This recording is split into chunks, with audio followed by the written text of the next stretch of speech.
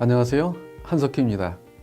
미래의 공장이 똑똑하고 자율적으로 작동하는 공장, 즉 스마트 공장이 될 것이라는 예측은 점차 현실로 변하는 모습입니다. 디지털 혁신, 초연결 혁신, 지능화 혁신 덕입니다.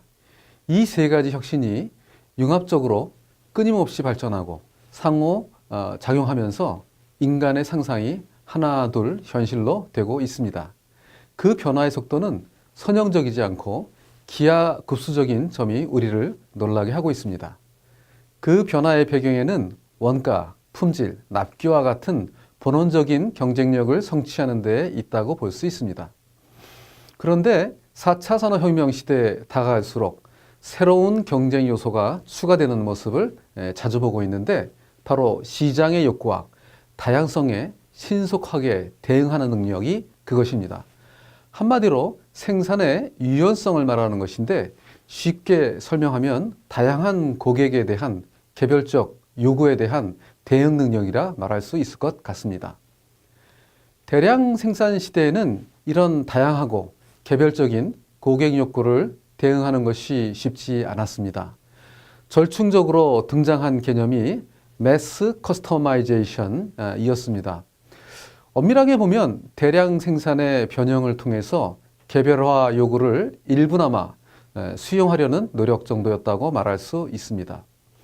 진정한 다양성 대응은 멀고도 험한 여정 위에 놓여 있었던 것이 사실입니다. 흥미롭게도 그간의 이런 노력들을 1차 산업혁명, 2차 산업혁명, 그리고 3차 산업혁명이라는 이름으로 추진되어 왔다고 말해도 틀리지 않는 것 같습니다. 그런 관점에서 4차 산업혁명은 또 다른 단계로 옮겨가는 과정이라 말할 수 있습니다. 확실히 다양성 또는 개별화되는 시장을 향한 전진이라는 표현을 써도 될 것 같은데 현실적으로 이를 실현하기 위한 시도는 여러 가지가 있습니다. 그 첫 번째 시도는 인더스트리 4.0의 발상지인 독일 카이저 슬라우테른에 있었습니다.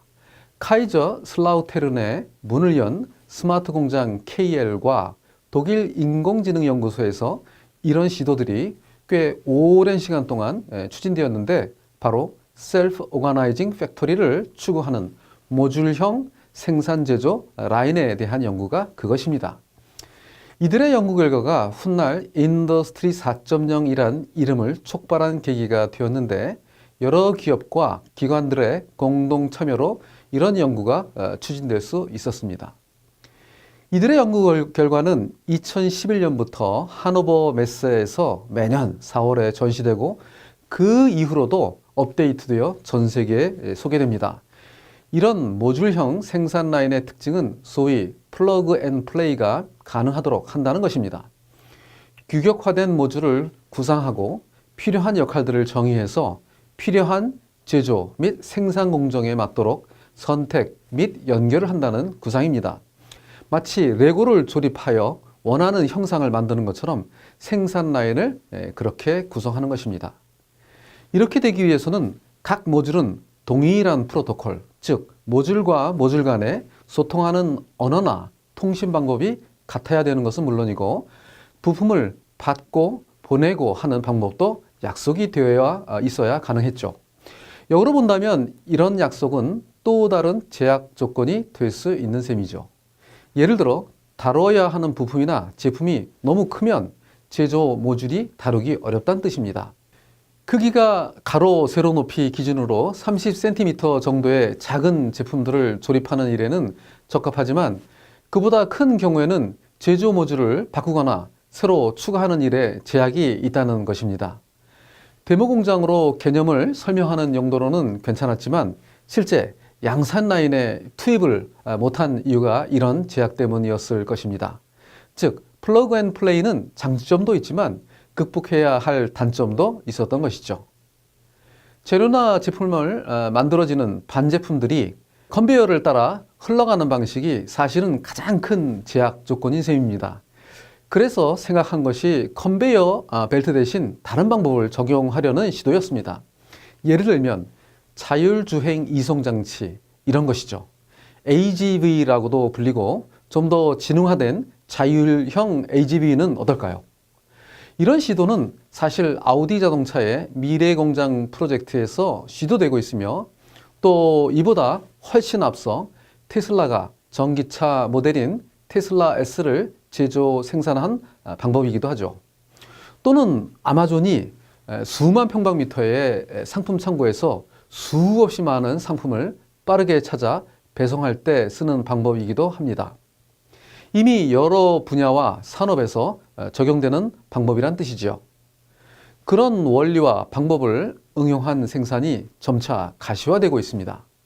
이름하여 매트릭스 프로덕션이 그것입니다. 매트릭스라는 용어의 의미처럼 매트릭스 프로덕션 생산 공장은 다양한 셀 단위 생산 유니트, 쉽게 말하면 얼핏 보기에 비슷하지만 실제로는 모두 각각 다른 일을 하는 수많은 셀 단위 생산기지 수백 또는 수천 개로 구성한 생산 공장을 말합니다. 이런 매트릭스 프로덕션은 컨베이어 시스템의 제약 조건을 간단히 해결하고 있습니다. 자율형 주행 이송차가 고객의 주문에 맞추어 필요한 셀 단위의 생산 유닛으로 방문하는 것이죠. 셀은 필요한 지그 및 고정구를 먼저 받아들고 일을 할 준비를 합니다. 자동차를 생산하는 경우라면 자동차 차체를 얹을 틀을 먼저 선택하는 것이죠. 그 위에 이제 필요한 차체를 얹기 위해 차체를 만들어주는 셀로 이동합니다. 그곳에서 차체를 얹는 것이지요. 그 다음 엔진 구동 장치나 파워 장치에 관한 것들을 조립하러 다른 셀로 이동하는 것입니다. 핵심은 AGV가 이같이 필요한 곳으로 가서 필요한 일을 하게 하는 것입니다. 그렇게 되면 과거처럼 모두 동일한 모양의 차체, 대략 서너 가지의 엔진, 서너 가지 시트나 인테리어 등을 선택하는 것이 아니라 훨씬 다양한 선택을 할 수 있게 됩니다. 수량이 얼마 안 되는 부품은 아예 3D 프린터가 인쇄를 해서 만들어 쓰는 경우도 있을 것이고, 수량이 좀 많은 부품은 이전처럼 금형으로 찍어 대량 생산하는 방식을 유지하기도 할 것입니다. 경제적으로 더 유리한 선택을 하면서도 시장 요구에 대응하는 다양성이 실현되는 것이죠. 기본적으로 생산 셀에는 로봇들이 많이 배치되어 있을 것입니다. 인간 작업자는 꼭 필요한 곳에서 일할 것인데, 이런 경우에도 코봇의 도움을 받으면서 덜 힘들고 덜 위험한 환경을 유지할 것입니다. 이런 매트릭스 프로덕션 시스템이 가장 먼저 적용될 산업은 아마도 자동차 산업일 것으로 보입니다. 이런 공장이 고객이 있는 곳에 그리 크지 않은 규모로 설치되어 고객이 원하는 제품을 빠르고 다양하되 경쟁력 있는 가격으로 공급하는 일이 가능해지지 않을까 전망하게 됩니다. 이런 공장의 실현이 이제 그저 상상 속이 아닌 우리 기업들의 현장에서도 곧 나타나기를 기대해 봅니다. 감사합니다.